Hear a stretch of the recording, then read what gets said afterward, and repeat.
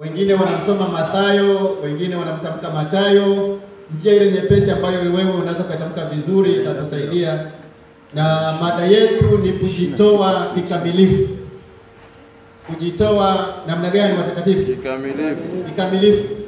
Siku ya kwanza nimesimama hapa mbele yenu tulijifunza kitabu cha Mwanzo. Kitabu cha Mwanzo ninatamani kukiendeleza hicho kitabu, lakini kwa sababu wakati fulani pia tunatamani kubadilisha aina fulani ya ladha ya vyakula, maana hata nyumbani hatuendelee kupika wali tu siku zote. Tunaweka aina fulani. Kwa hiyo tunatamani leo tubadilishe kidogo ladha. Tujifunze habari ya mwanafunzi huyu mmoja ambaye anaitwa nani watakatifu? Mathayo. Na tunajifunza kujitoa kikamilifu. Unaweza kusema kama Mathayo au vyovyote tutakapoamua kufanya, na tutampata kwenye kitabu cha Mathayo sura ya 9 fungu la 9 hadi fungu la 13. Hapa tutapitia mambo machache kwa ufupi, na ingekuwa ni mchana tungechukua masaa 2-3 kuweka vitu vingi vilivyokuwa hapo kwa pamoja, lakini kwa sababu ya muda huu mfupi ambao tunataka tupate machache, nitajaribu kuangalia machache ambayo yatatuongoza kwenda kujitoa kikamilifu kama Mathayo alivyojitoa kikamilifu. Bwana Yesu asifiwe. Amina. Mathayo ni mwanafunzi ambaye nampenda sana kiasi fulani anapojiweka vizuri. Ukisoma kitabu hiki cha Mathayo sura ya 9, kuna mmoja ambaye anaweza kusoma au niwasomee mwenyewe? Kuna maiki hapa kama hiyo ya kusomea au ndio kufundishia.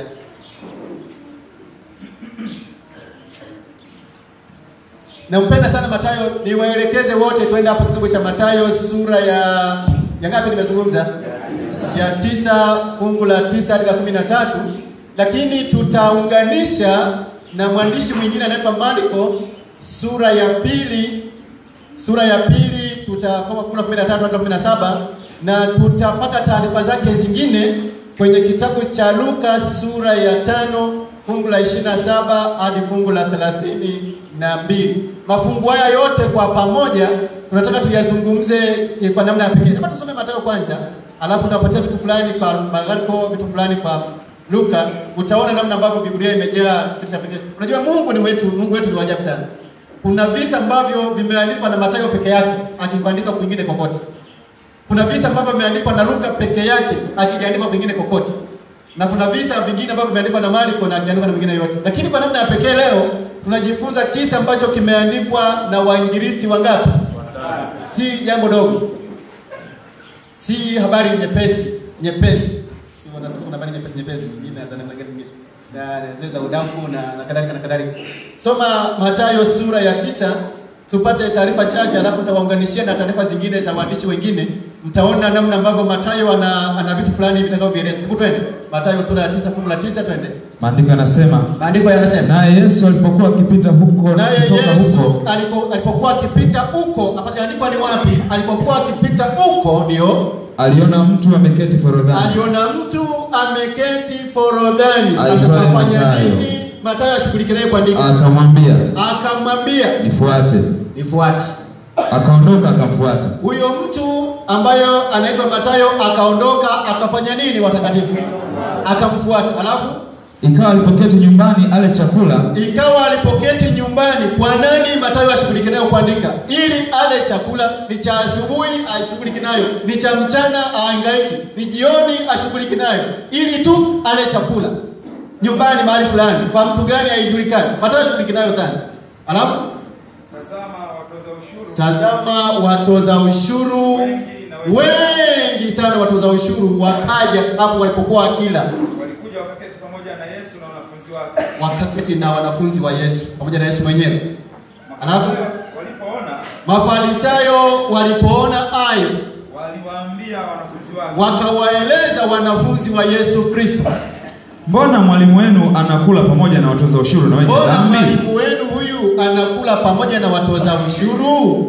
Naye Yesu aliposikia aliwaambia. Hatujui alisikia walitamka kwa sauti kubwa au kuna mtu alienda kuwaeleza. Mathayo ashughuliki na hayo sana.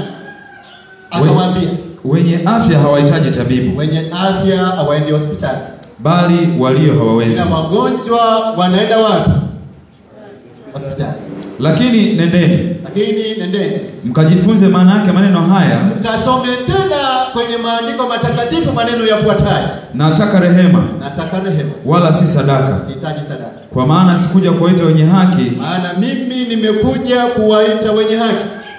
Matakatifu? Hapana. Nimekuja kuwaita wenye dhambi, si ndio? Alafu kwa maana sikuja kuwaita wenye haki. Kwa maana sikuja kuwaita wenye haki, bali wenye dhambi. Bwana Yesu asifiwe. Hilo ndilo neno la Bwana. Sasa wote mngekuwa na roho yangu ile nilionayo kwa ubamu wa leo, situngeenda nyumbani. Ila kwa sababu leo tunaenda kwenye lesoni kwa sababu ya desturi yetu, si ndio? Lazima utoe maelezo. Nijieleze kwenu kwa nini nimeamua kusoma mada hii. Bwana Yesu asifiwe. Amen. Mathayo nampenda kwa sababu ngoja nikuunganishe na watu wengine. Ukisoma Marko anasema, labda tusome kidogo Marko sura ya pili fungu la 13, usome mambo machache tunapo watu waangalie vitu vichache. Marko 2:13 inasema, akatoka tena akaenda kando ya bahari. Mkutano wote ukamwendea. Akawafundisha. Hata alipokuwa akipita akamwona Lawi wa Alfayo. Akamwona mtu mmoja anaitwa Lawi mwana wa Alfayo ameketi forodhani. Akamwambia, nifuate. Akaondoka akamfuata. Achana nayo. Nenda Luka. Alafu tuunganishe tupate taarifa kidogo. Nenda Luka tu haraka sura ya 5 ili baadaye kwa pamoja. Si kama mmegundua kitu fulani hapo watakatifu. Marko anasema huyu anaitwa Lawi mwana wa nani? Mathayo anasema alikuwa anaitwa Mathayo. Sasa twende Luka alafu tuunganishe taarifa zote tuone.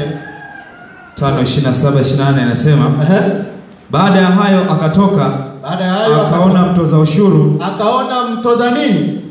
Jina lake Lawi. Jina lake anaitwa nani? Lawi. Ameketi forodhani. Ameketi wapi? Forodhani. Akamwambia, nifuate. Akaacha vyote. Akaondoka. Akamfuata. Na Lawi akamfanyia karamu kubwa nyumbani mwake. Na Lawi akamfanyia Yesu sherehe kubwa wapi? Nyumbani mwake. Nyumbani kwa nani? Kwa Mathayo. Nyumbani kwa nani? Kwa Lawi. Kwa Mathayo, Lawi. Lakini Mathayo nampenda sana. Unajua, sikilizeni, unajua tunahuruka tofauti ndio kanisa. Tunahuruka tofauti. Unajua watu wengine wakipata kidogo wanaanza kujisifia, anatamba, unajua gari langu hili nini, nyumba yangu ile, unajua kazi yangu hii. Mathayo ana hayo.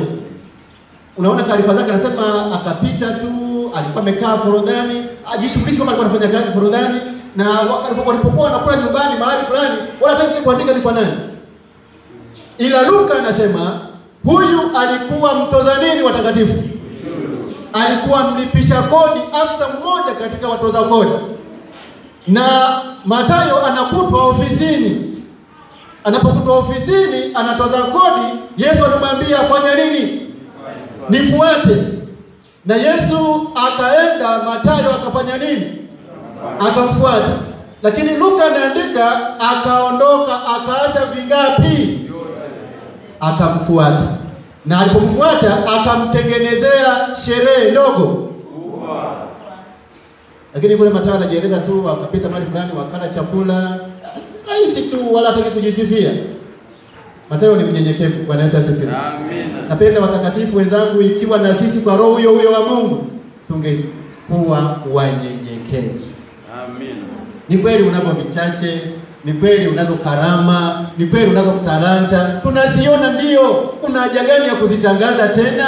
Si unazo za kwako Mungu kakupa. Bwana Yesu asifiwe. Amen. Mathayo hana sifa za kujieleza. Mimi ni mtoto wa nani? Wala hataji baba yake, wala hataji kazi yake, wala hataji sherehe kubwa. Anasema tu tukaondoka. Sifa ya unyenyekevu alionayo Mathayo.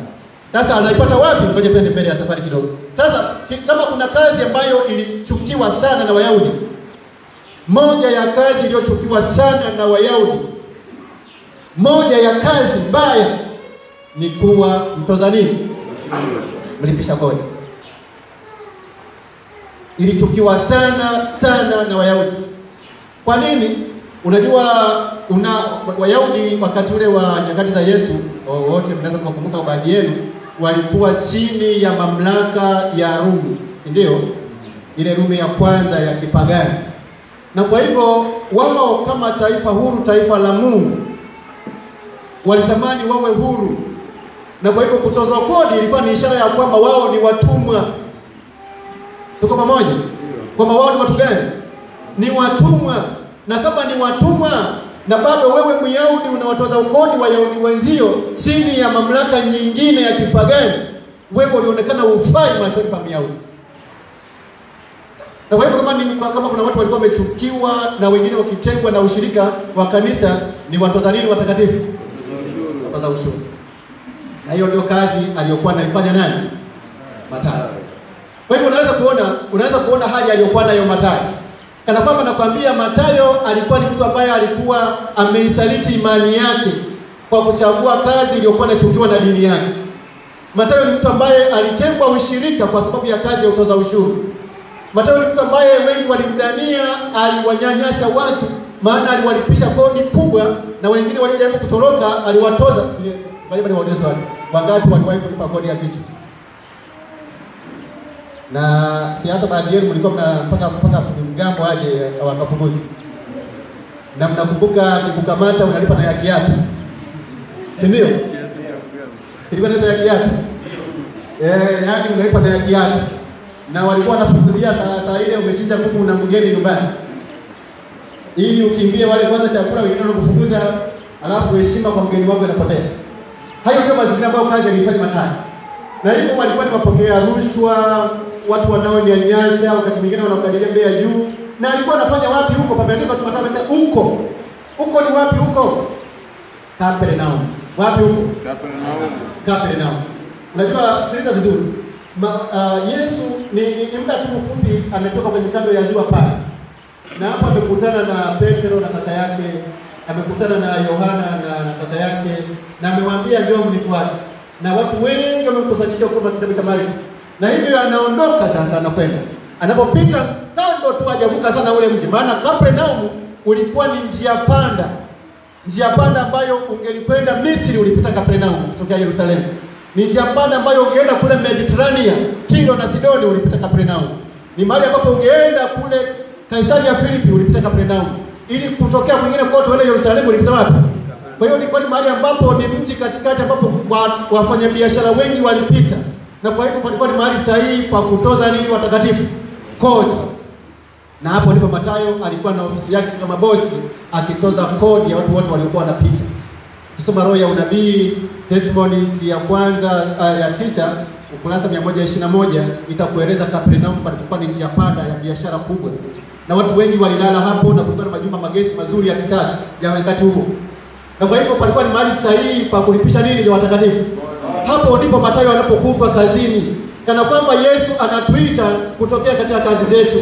Yesu hapendi wavivu, anataka watu wanaotumika. Bwana Yesu asifiwe. Amina. Kwa hivyo anamuita Mathayo, njoo nifanye nini? Nifuate. Mathayo anamfuata. Ninampenda Mathayo namna anapoitikia bila kuuliza maswali. Hebu ngoja nikuulize. Najua huko kuna watumishi wa serikali, watumishi wa mashirika ya watu binafsi na makampuni mengine mbalimbali. Ngoja nikuoneshe vitu vichache. Vile ambavyo unaweza kujaribu kuona uwepesi au uzito wa kujitoa kwa Mathayo. Mathayo ni afisa kazini. Tuko pamoja? Na kwa hivi anapoitwa anaamua kuacha kazi yake, maana yake ameacha gari linalompeleka kazini. Tuko pamoja? Ameacha marupurupu ya kazini, allowances. Ameacha mshahara. Hatujui ametumika miaka mingapi, ameacha pension. Tuko pamoja? Lakini Mathayo anafanya kazi ili yale mama ufurahi, anaenda kazini. Na hivi anakuambia mama, nimeacha kazi nimemfuata Yesu. Alafu siku zote alikuwa anakuja na kilo ya nyama na sato mkubwa na aina fulani ya vitu vizuri, leo anakuja mikono mitupu. Mama unampokea? Anajua mama leo nimeacha kazi nimeenda kwa Yesu. Amekuja kwa kalamu yake kama ameweka mfukoni hapa, hata ile faili lake ambayo mara nyingi anakuja nayo, anafanya kazi usiku na kompyuta yake, ameiacha kazini. Maana ni vitu vya kazi. Na ile ambayo umempokea mkate au uzoea kila siku kuja nao, hana chochote. Ile gari linalomleta kila mara halipo tena. leo nimemfuata Yesu mama, leo sasa nimeamua kujitoa. Mama utafurahi kwa sababu amejitoa kwa Yesu. Hapa kuna wanawake ambao wanaweza wanafanya kazi. Au wote wanabaki na watoto nyumbani. Eti mama si unafurahi kwa sababu amejitoa kwa Yesu sasa. Na? Labda niwaulize wanaume, eti ingekuwa ni mke wako sasa ni mtumishi na ameacha vyote na amekuja mikono mitupu. Si kama alivyozoeleka siku zote. Si kama unafurahi kwamba sasa ameacha maisha yake ya zamani, amejitoa kwa Yesu. Inakaa vizuri wanaume. Na makofi unakula. Sasa unaweza kuona namna hiyo ambayo imekaa na hiyo haitoshi. Kwamba ameacha tu mshahara, haitoshi kwamba ameacha marupurupu, haitoshi kwamba ameacha gari, haitoshi kwamba ameacha ofisi ya kiyoyozi. Ni kwamba ameacha hata nyumba hiyo mnayoishi sio ya kwenu, ni ya watu. Amepangishwa na bosi. Na sasa tunaenda kupanga maisha mapya. Wapi? Chumba cha shilingi ngapi? Maana sasa makato yamekata. Unaweza kuona namna ambavyo Mathayo aliamua kujitoa kumfuata nani? Yes. Akaacha vingapi? Biblia imesema akaacha vingapi watakatifu? Natamani kukuambia mchana wa leo ya kwamba ikiwa kuna maisha yale ambayo unaishi yasiyompendeza Yesu Kristo, mchana wa leo yaache hayo, njoo kwa Yesu Kristo. Amina. Ikiwa kuna biashara unafanya ambayo kwa kweli jina la Yesu Kristo linatukanwa na kutangazia mchana leo, yaache hayo, njoo kwa Yesu Kristo. Ikiwa kuna namna fulani ya maisha unayoishi, matendo ya maisha yako yasiyopendeza mbele za Mungu, nakwambia mchana wa leo Yesu anakuita njoo nifuate, yaache hayo, ufuate Yesu Kristo. Amen. Kwa hivyo Mathayo anajitoa kwa Yesu Kristo. Sio jambo jepesi hivi ati. Sio jambo jepesi, hilo jambo la kwanza. Analolifanya Mathayo, akaacha vyote, akamfuata nani? Yes. Na ndio unaweza kuona Yesu anapotuita tuje kwake wakati mwingine, hata tuje tu kwa kujitoa kwetu kwa zaka na sadaka. Unaweza kuona mioyo yetu ilipokuwa migumu.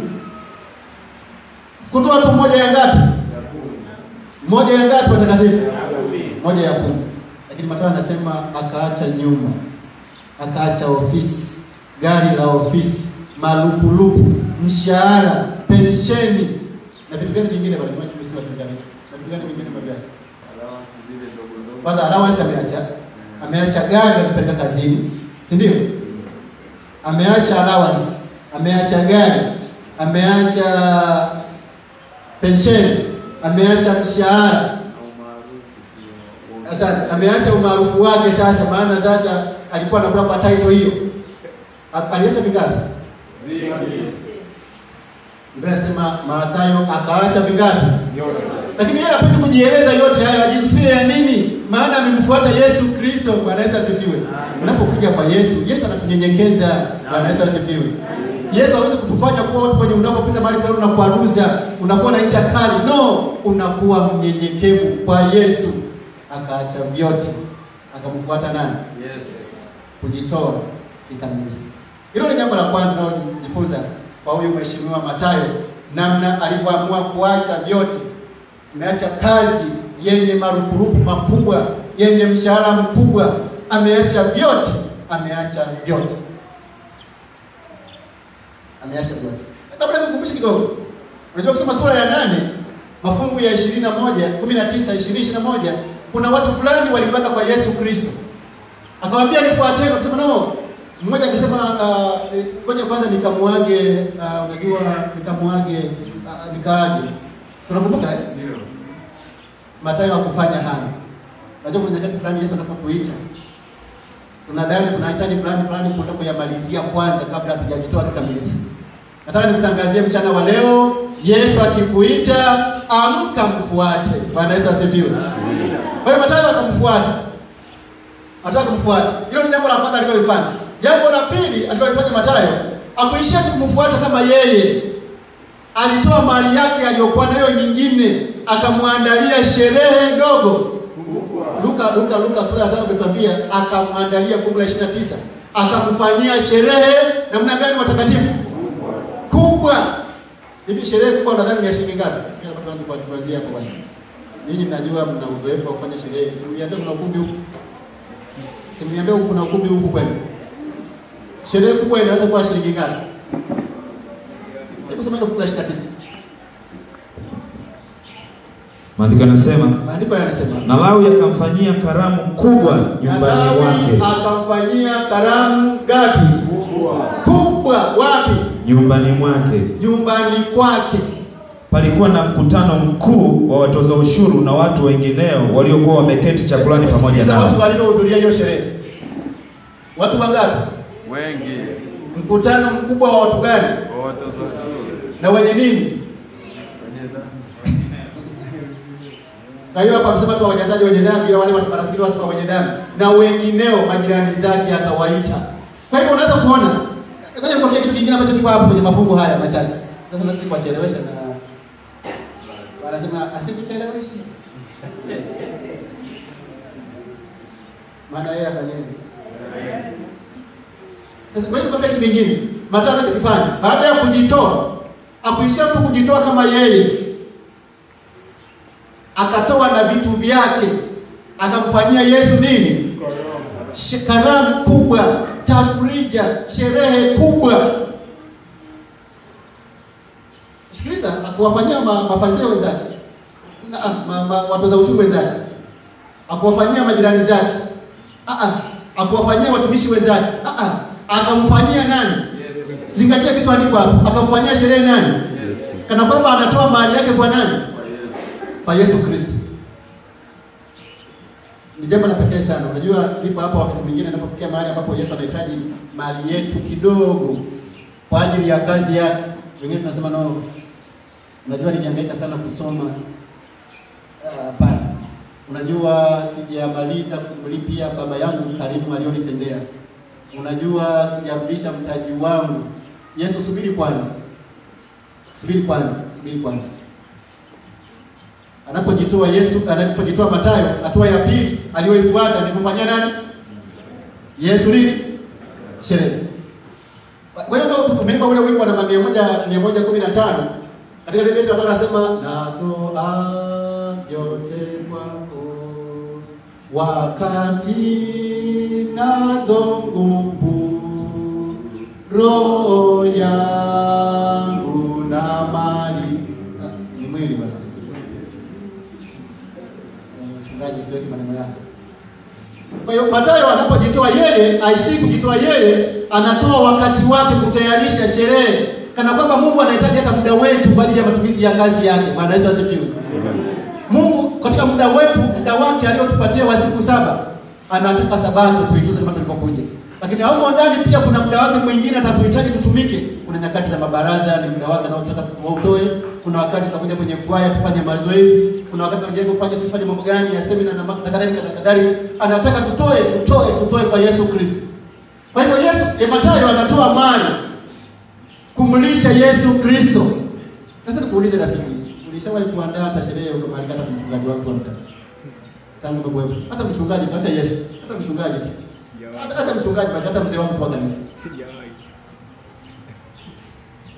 Sasa nikwambie, anachofanya Mathayo. Mathayo alipomwita Yesu, akawaita na wanafunzi wa Yesu. Bwana Yesu asifiwe. Amen. Kana kwamba unapompenda Yesu, unawapenda na watu wake Yesu aliyowaomba. Bwana Yesu asifiwe. Amen. Ukimpenda Yesu, unawapenda na watumishi wanaomtumikia Yesu Kristo. Bwana Yesu asifiwe. Kwa hivyo unapotoa mali yako kwa Yesu Kristo, maana yake umewahudumia hata wale ambao wanahudumia kazi ya Yesu Kristo. Kwa hiyo Mathayo anapomwalika Yesu, aishi kumwalika Yesu peke yake, anawaalika na wanafunzi wa nani? Kana kwamba anasema ukimpenda Yesu, utampenda na wanafunzi wake. Unajua kuna washirika kanisani, unajua haya ni mambo ya moyoni. Unajua unapompenda Yesu, unalazimishi kumpenda huyo. Biblia inasema mpende Mungu wako kwa moyo wako mngapi? Na kwa nguvu zako ngapi? Na kwa roho yako ngapi? Na kwa akili zako ngapi? Lakini amri hiyo inafuatana na ya pili yake inayosema mpende jirani yako kama nafasi ipo. Wewe. Cheni basi hiyo business bana. Unampenda kama nafsi yako? Ndio. Cheni basi. Sio wasumbue sana. Unajua sikilizeni niwaambie ukweli wa mambo tunapata takatifu wa CDS. Tunapendana kwa sababu nafasi ipo. Ikikosa uwezi.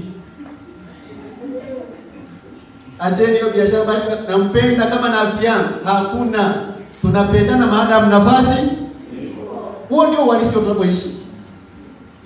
Ukubali usikubali, anyway, si lazima nikubalie. Lakini ndivyo tunapoishi.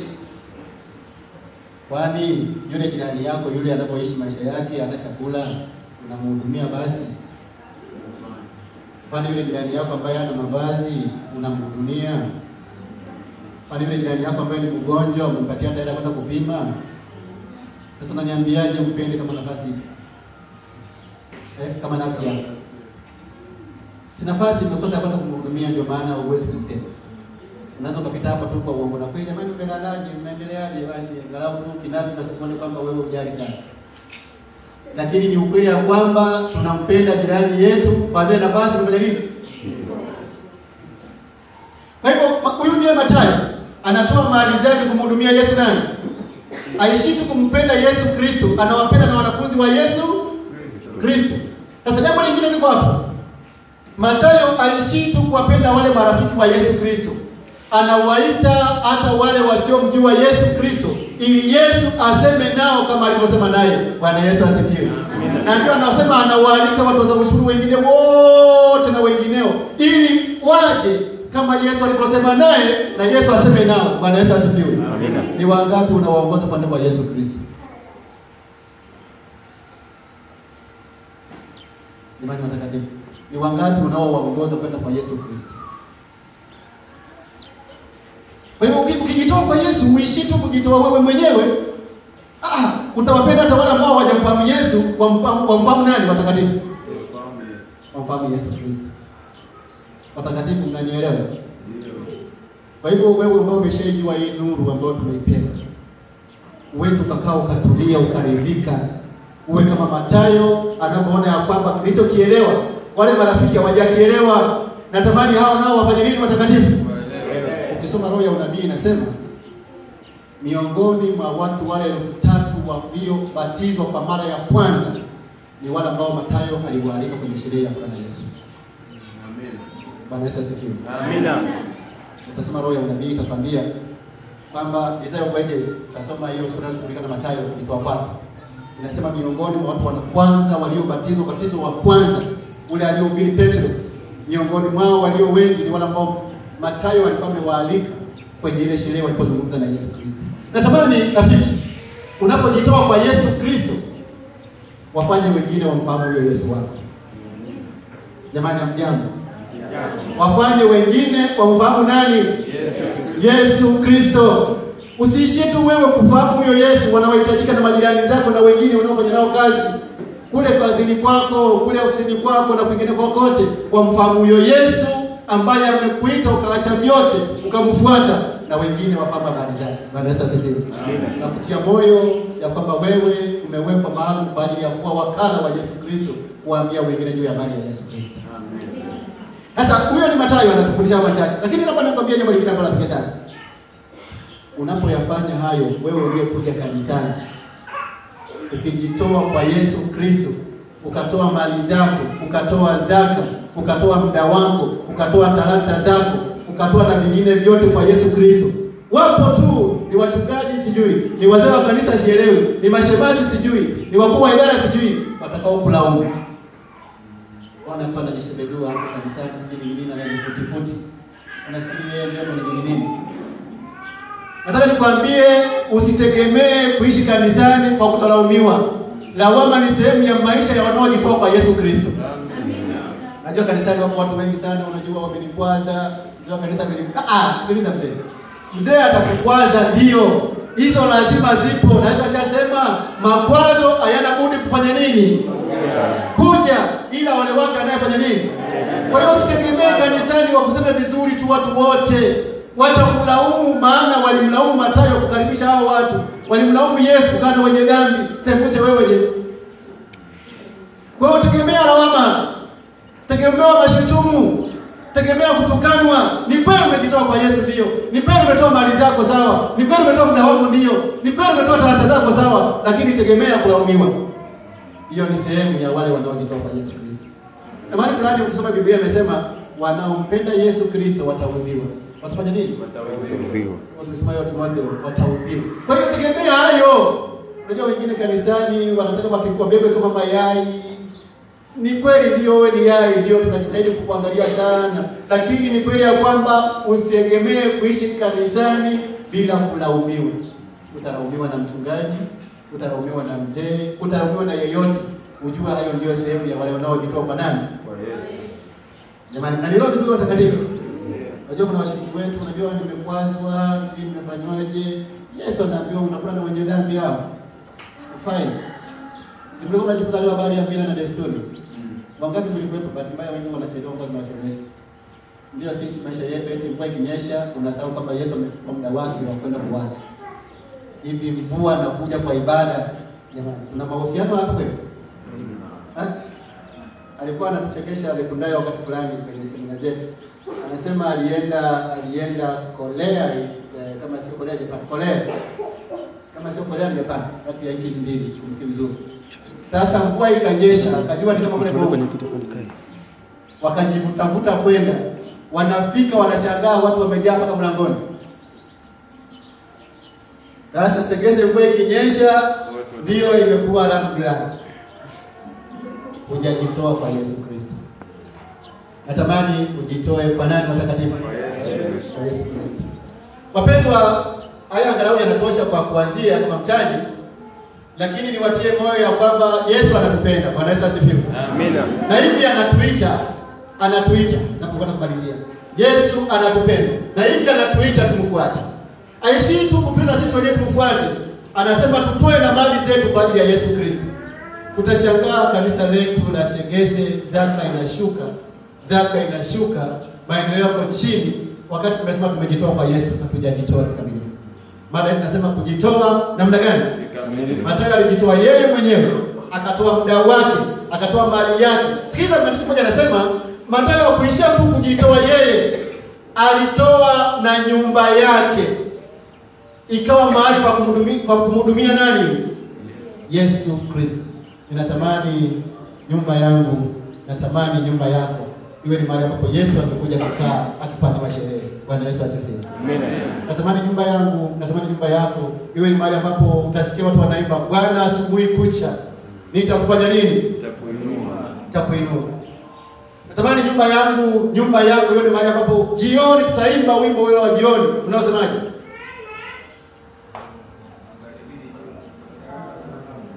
Au yeye ule mwingine basi ule mnao imezoea sana namba 90 ngapi?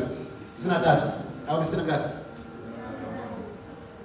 Hata msifahamu mambo sababu mnaimba usiku. Natamani nyumba yangu hiyo. Natamani nyumba yangu iwe mahali ambapo patakoandikwa lolote ufanyalo, unapokula, unapokunywa, yote yafanyike kwa utukufu wa nani? Mathayo alitamani sana Yesu awe ndio mgeni rasmi nyumbani kwake. Katika sherehe yako, hapo nyumbani kwako, nani anayekuwa mtawala wa sherehe yako? Nani anayekuwa mgeni wa sherehe yako? Najua kwenye sherehe zetu za harusi, tutashangaa zinaendeshwa mpaka saa 8 za usiku. Yesu hayupo hapo saa 8 za usiku ameenda kulala. Hayupo. Tutashangaa kwenye biashara zetu, sio Yesu anayetawala. Zinatawala ilizi, zinatawala Lukago. Imani unafahamu Lukago? Sio Yesu anayetawala. Natamani Yesu awe ndiye wa kwanza katika biashara yako. Bwana Yesu asifiwe. Natamani Yesu awe ndiye wa kwanza kukaribishwa na malighapo takatifu. Ndipo wachungaji wafuate na wazee wa kanisa waje kuziombea, maana Yesu ametangulia mahali hapo. Bwana Yesu asifiwe. Na hizo zimbariki Yesu, zimuinue Yesu, atawafanya wengine wamuone. Bwana Yesu asifiwe. Kujitoa namna gani watakatifu? Kikamilifu. Sasa unajua tukijitoa kikamilifu, hebu ngoja niwachekeshe kidogo. Tungejitoa kikamilifu. Hizi naiona hii.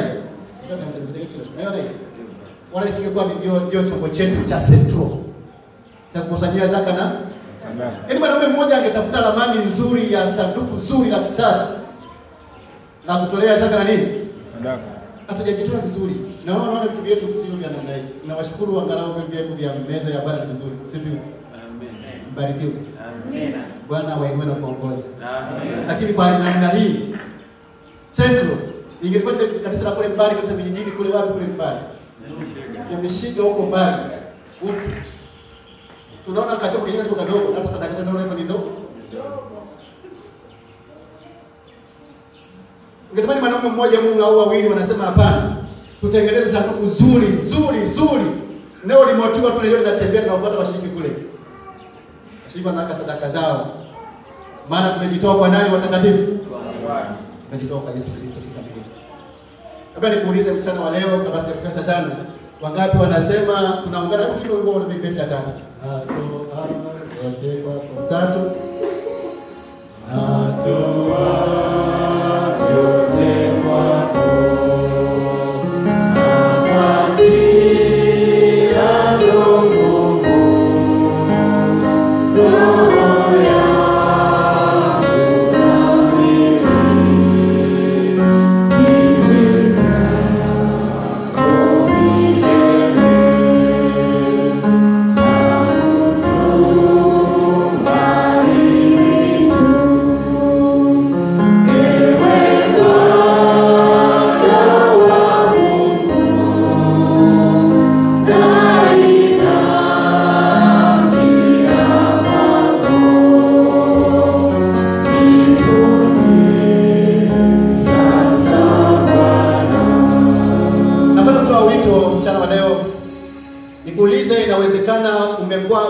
Maisha kama ya Mathayo ambayo aliamua kuisaliti imani yake, hata akatengwa na kanisa, akaondoka kwenye ushirika wa kanisa, na ndio imekuwa safari yako ya Ukristo kwa muda. Na leo natamani kama Mathayo, Yesu anapokuita njoni kwangu ninyi nyote msumbukao na wenye kulemewa na mzigo, unatamani uyatoe maisha yako kwa Yesu Kristo. Kama uko katikati ya mkutano huu unaweza kusimama.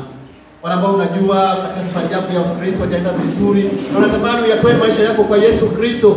Leo mchana huu unasema Yesu, unapopita kutokea Kapernaum, nami natamani niyasalimishe maisha yako mikononi mwako, nijitoe kikamilifu. Ndio hitaji la kwanza. Lakini inawezekana kuna mwingine ambaye anasema ndio nimejitoa mwenyewe, natamani mali yangu ambayo kwa muda mrefu zaka na sadaka nimeizuilia.